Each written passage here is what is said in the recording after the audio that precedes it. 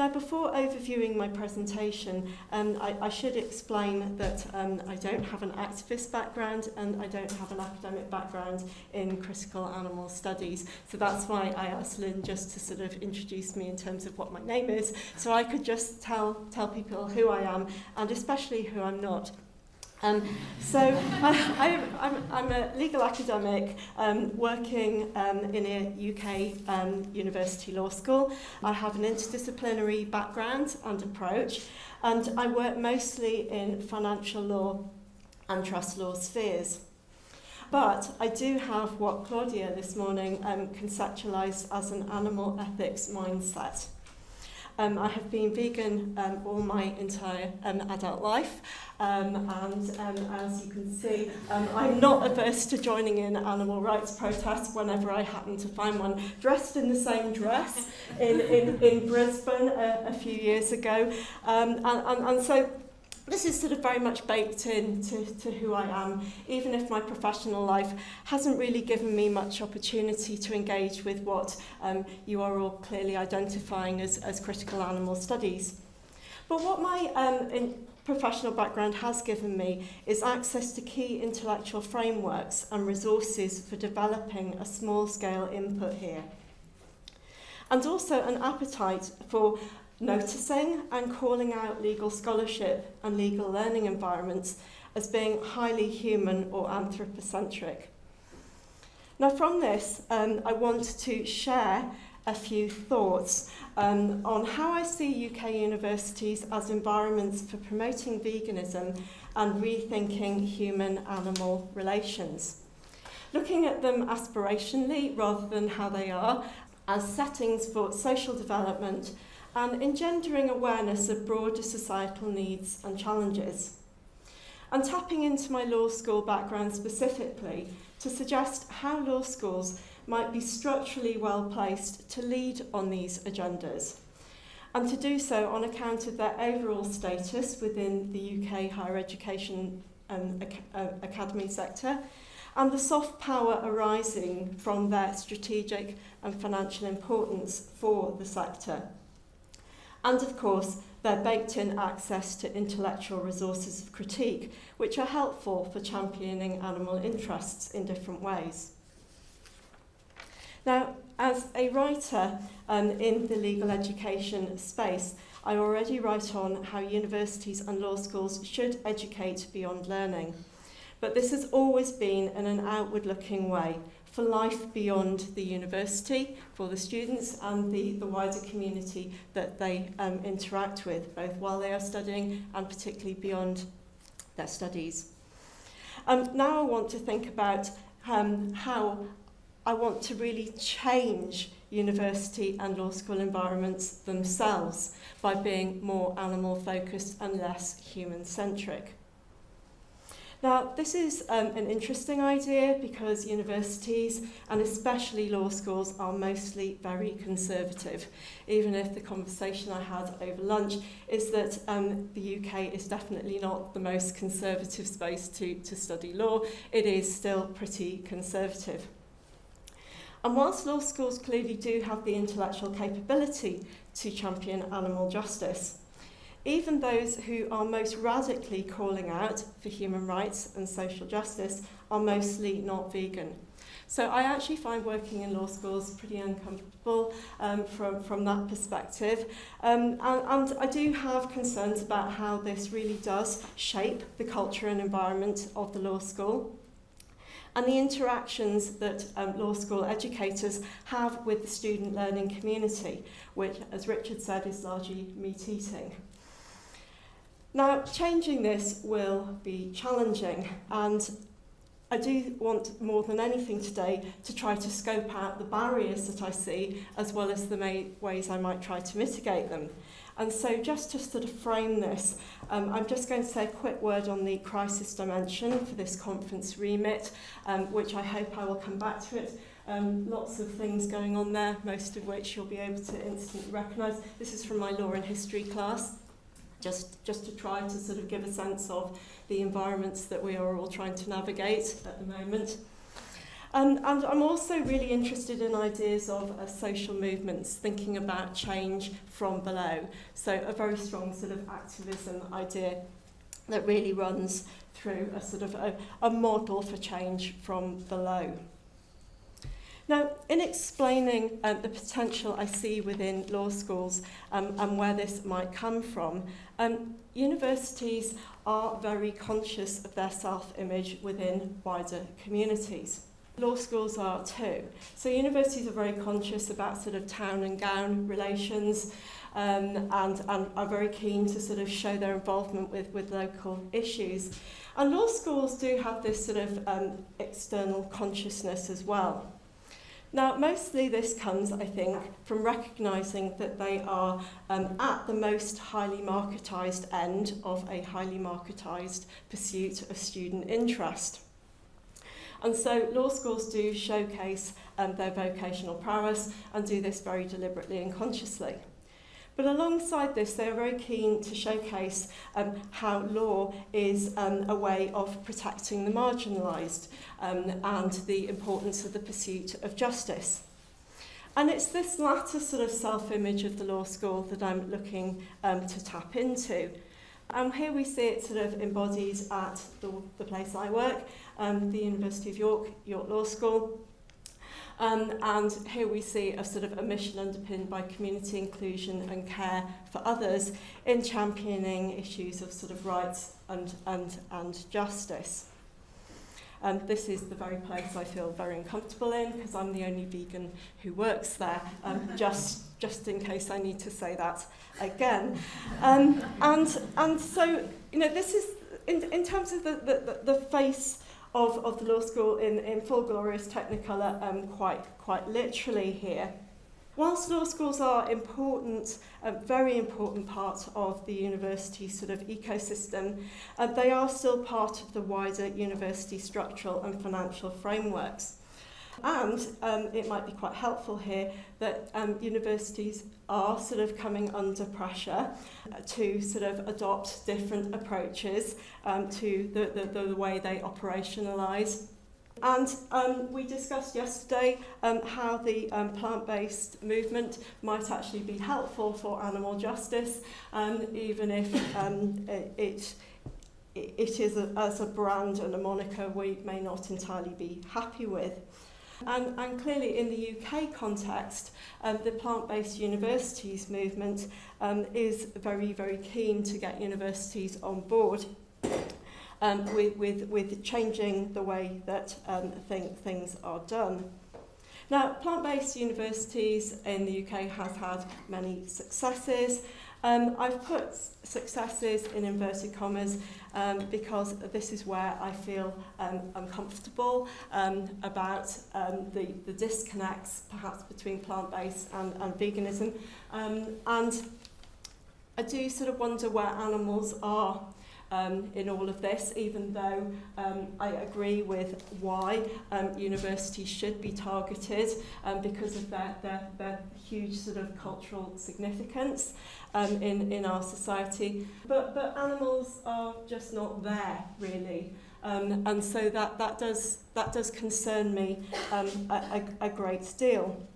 But in case that's not depressing enough, this is what a site search of my own university brought up, i.e. like literally nothing, in terms of how the University of York itself is currently engaging with plant-based discourse and ideas, and there is very, very little, though we can get some really nice vegan food in a lot of the eateries. I don't think that's really the point I'm trying to make.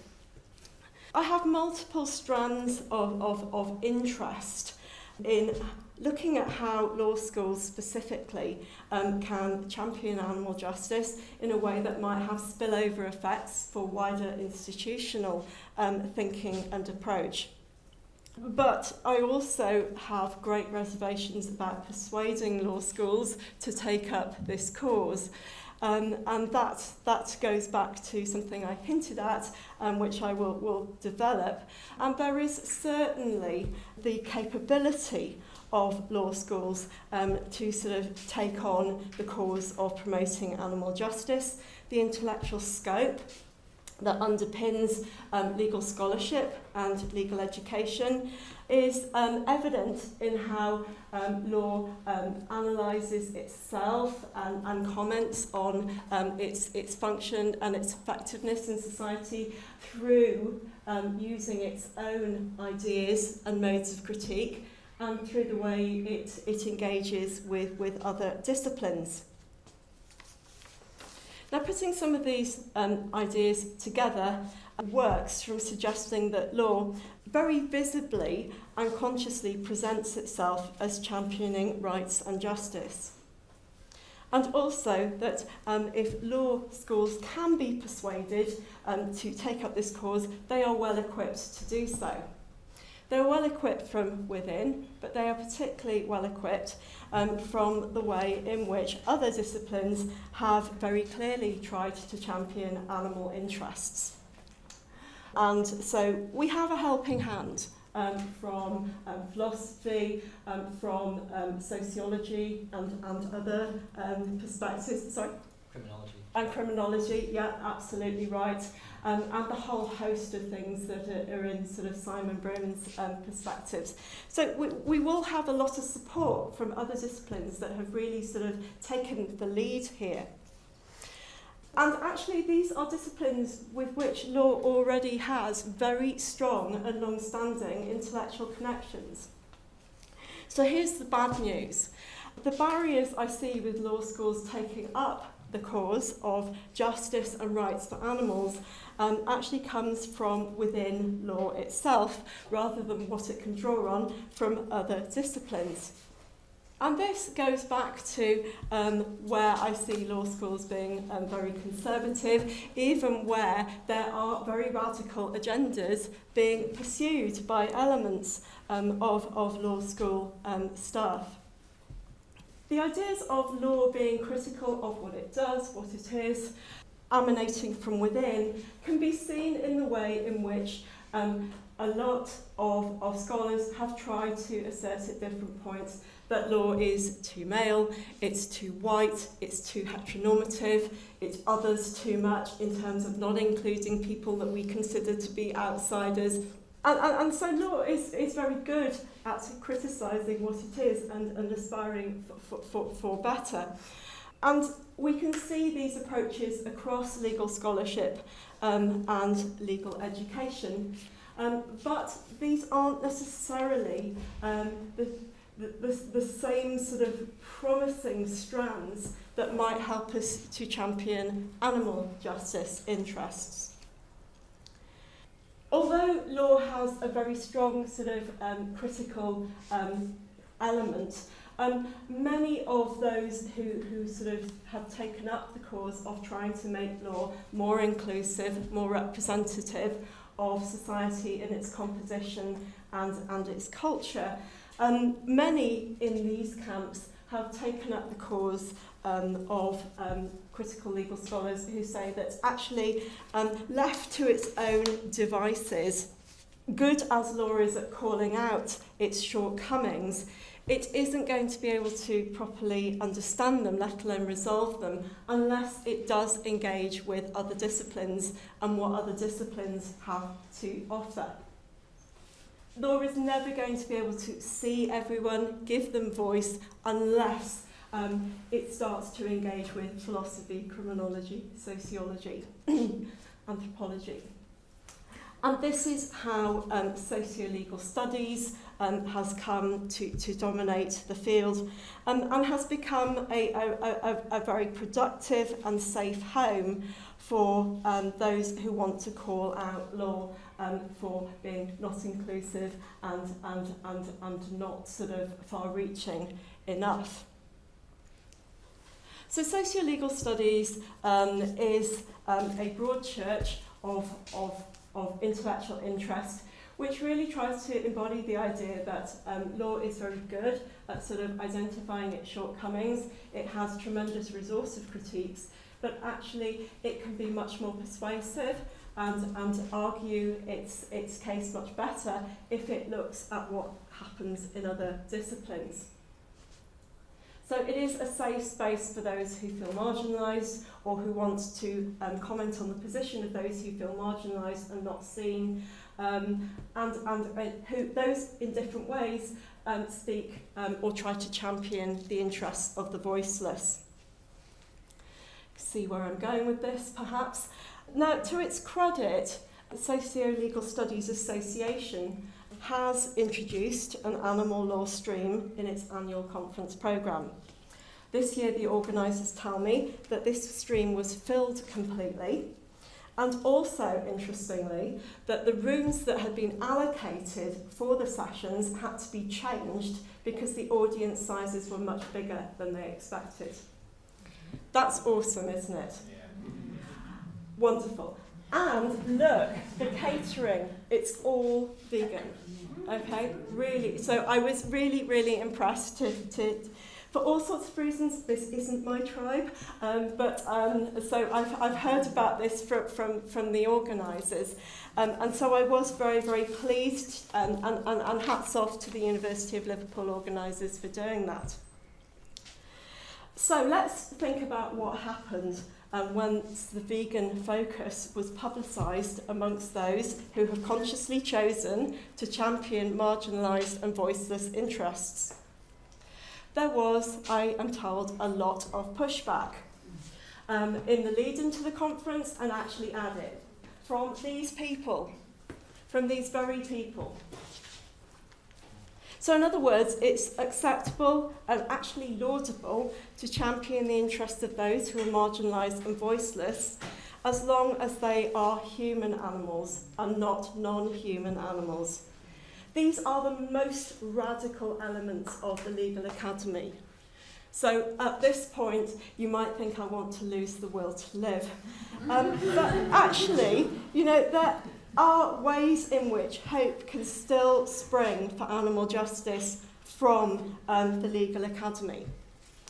And so, I am taking a lot of succor from what happens at SLSA in terms of the popularity of the animal law stream. A-Law, the UK Centre for Animal Law, holds regular conferences, has lots of really interesting live information about some really, really important things, and are just a really nice bunch of people. So please consider them if you want places to present your work. Hope related directly to undergraduate experiences. Simon Brewman, for many years he ran an undergraduate elective in animal law at Liverpool John Moores. And Maureen O'Sullivan has introduced Ireland's first animal law undergraduate elective. So there is plenty to feel inspired and positive about. And on that plane, I obviously wish that legal academia would develop a recognisable interest in animal law, that this would become a recognised and acceptable way to pursue your academic career.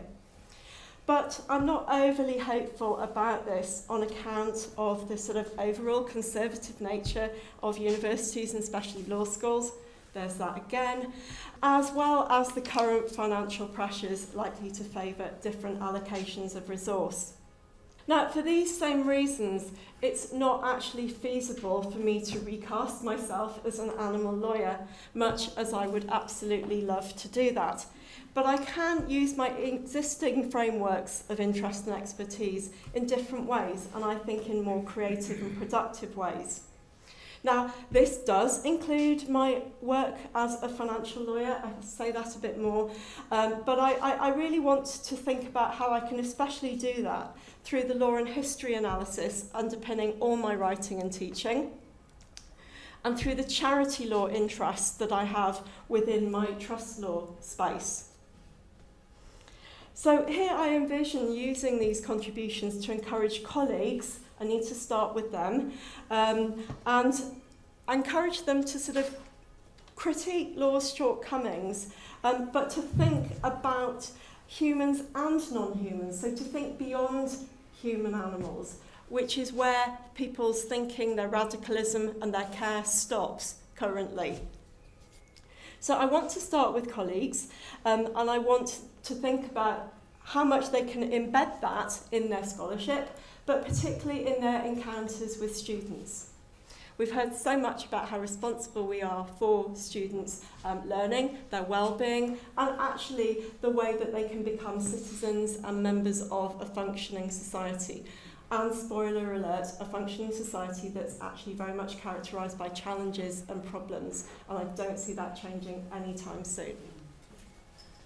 And the reasons, I don't need to tell you, I'm preaching to the converted. You know, there are just so many ways in which the lives that we live in the 21st century not only justify thinking beyond human animals, but create an imperative for adjusting to less human-centric lives.